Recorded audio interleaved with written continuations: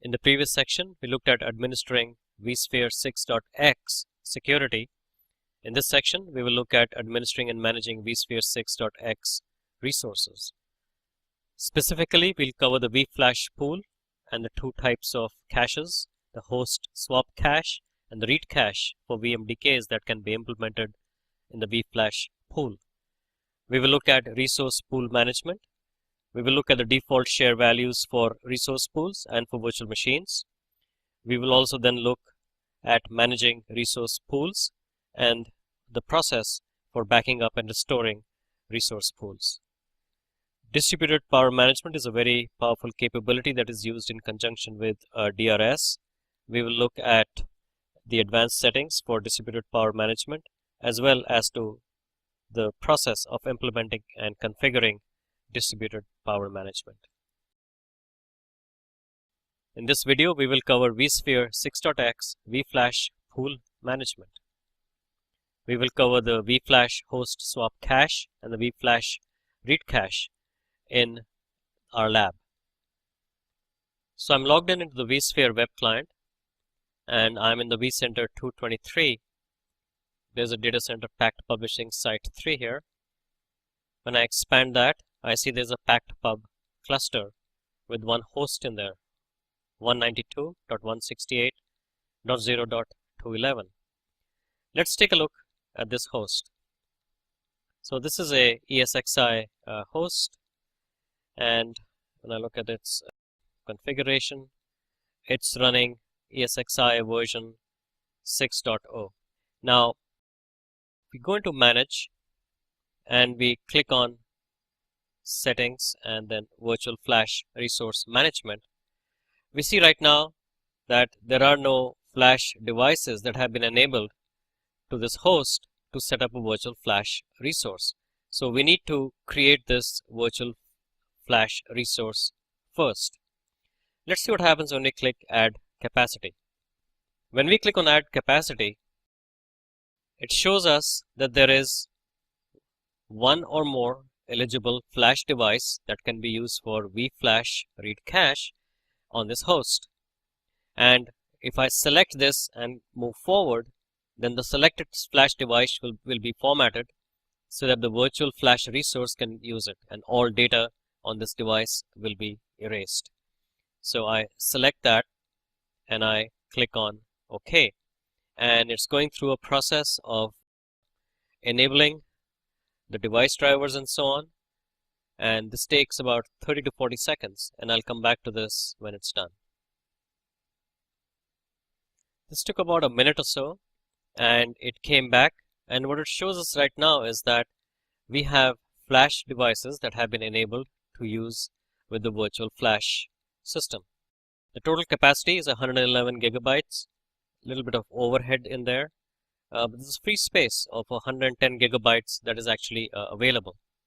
And then the capacity that's available for the virtual flash read cache is also the same. It's backed up by the device which we just formatted for the virtual flash read cache, or actually just for virtual flash right now. And this is that same SSD that we saw earlier. Now, when an ESXi host is having so much contention that memory pages have to get swapped to the .vswap files, what happens is that the hypervisor now has the ability to use the vFlash pool so that it can cache the reads of the vSwap files, which is obviously much faster than writing the vSwap files to disk and reading them from there as well. So there is an added advantage to that. And to do that and enable it on the system, we click on virtual flash host swap cache configuration. As you can see, the virtual flash host swap cache right now is 0 gig. I click on the edit and I check the box to enable virtual flash host swap cache, and then I use 20 gigabytes of our virtual flash pool for the host swap cache. I click on OK, and when I refresh, it should show me 20 gigabytes. Here we are. Virtual flash host swap cache is 20 gigabytes. Now this means that out of the 111 gigabytes that were available in that virtual flash pool, 20 gigabytes have been used by the virtual flash host swap cache. Let's go back to the vFlash resource management and see if 20 gig have been provisioned, and the answer is yes. Out of the total capacity of 111, 20.95 gig, including the overhead, have actually been provisioned, and this is going to be used for the host swap files, the .vswap files. But there's still 90 gigabytes available for virtual flash read cache, and what we are going to do now is to go in and take a look at a virtual machine to see how one can enable that virtual machine and have its VMDKs actually front-ended by this read cache. So I have this virtual machine here. It's powered off. It's a Ubuntu 14.04 long-term support packed pub 1 machine. When I right-click on that and I go to Edit Settings and then expand the VMDK here, and I look down, apart from other aspects such as shares and IOP limits and so on, I see here that we have virtual flash read cache. And right now, this VMDK is not using that virtual flash read cache. So I could go in here and say 5 gigabytes of that is going to be used for the virtual flash read cache. Now, in order to enable virtual flash read cache on a virtual machine, a key aspect is that the compatibility has to be ESXi and later, which means the virtual machine version has to be virtual machine 10 and above, because this capability was implemented first with vSphere 5.5. So we are at ESXi 6, and this is virtual machine version 11. You also need the Enterprise Plus version of ESXi to support it, which we also have here. So we can set the virtual flash read cache to 5 gigabytes here. It says the reservation must be between 4 and 1024 meg. The number is too large. Now, let's click on this advanced option here. And here, what we have is a checkbox that's been enabled because I entered 2 earlier, a reservation of 2 gig. But the most interesting thing in here is that the block size of 8 KB, I can have multiple block sizes. So if I know the IO pattern of my VMDK, then I can actually go and set the proper block size so that the read cache is used most effectively. So how does one actually do that? In prior videos, I had actually shown you some tools that can be used to do that, and a tool that can be used is the vSCSI stats tool, and that allows us to look at VMDKs and virtual machines while they're running, gather information and statistics about the IO size on a certain VMDK, and we can use that information to then populate this block size for the virtual flash read cache. So we've set the virtual flash read cache to 2 gig, and we are told that this reservation must be between 4 meg and 1 gig. So we will make it say 500 megabytes. It's 512 megabytes, and we click on OK. And now our virtual machine has been configured for that VMDK to use the virtual flash read cache. Now, when I power this on, you will see the effect on this information.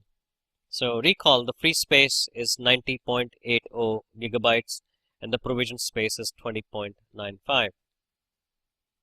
I right click and I power on this virtual machine. It's powering on now. Now that it has powered on, let's just go to the console to be sure that this has booted. Yes, it has rebooted. We go back to the vSphere web client and we update the information. And you can see the information has actually changed.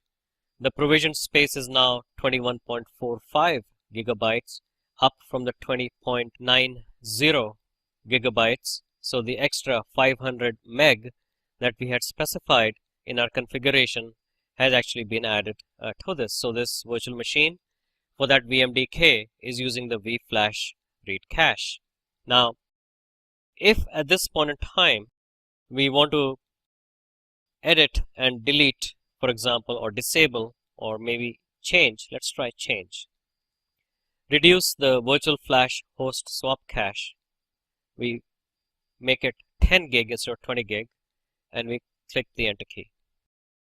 And you can see that on the fly, the amount of virtual flash that was dedicated to the host swap files has been reduced from 20 gig to 10 gigabytes.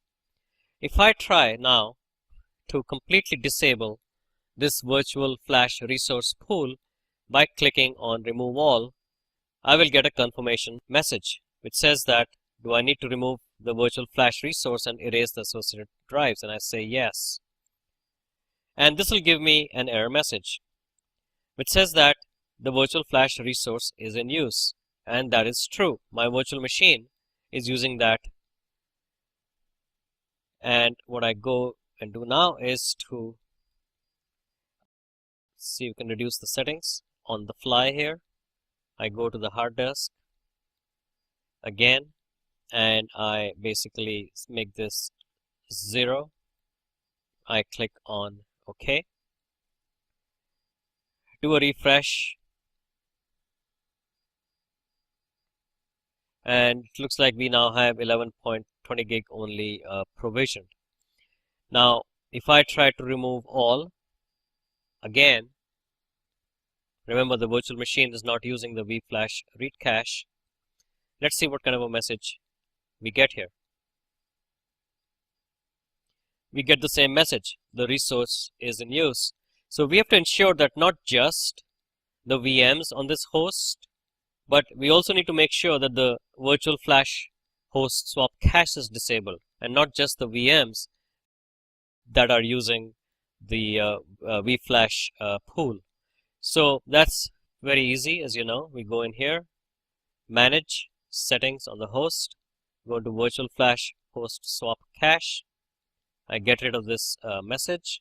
I click edit, and I disable the virtual flash host swap cache, and then I click OK. When I go back to the virtual flash resource management, and now when I say remove all, I should be able to delete this. When I hit the refresh and I go back to my host, you see that all the virtual flash resources that were available earlier are now not available, and we have to go back to clicking on add capacity, and then we have that SSD available back to us again. So this is a very dynamic capability. You can define and change on the fly how much host swap cache is being used. A very useful capability, especially because SSD is much less expensive now, and you don't have to change your physical storage hardware, because this is a virtual capability that can be enabled simply by installing some SSDs on your ESXi hosts. Now, in the same vein, because DRS would be enabled in your cluster, if you have DRS set up automated, then if a virtual machine is using vFlash read cache, it tends to be a little bit more sticky in terms of affinities. What that means is that the virtual machine is among the last to be picked up to balance resource usage across the cluster, because it is using the vFlash read cache. You can turn it off, of course, and then that virtual machine would be treated by DRS just like any other virtual machine, and it would vMotion virtual machines back and forth across the cluster to balance out the actual resource usage on that cluster.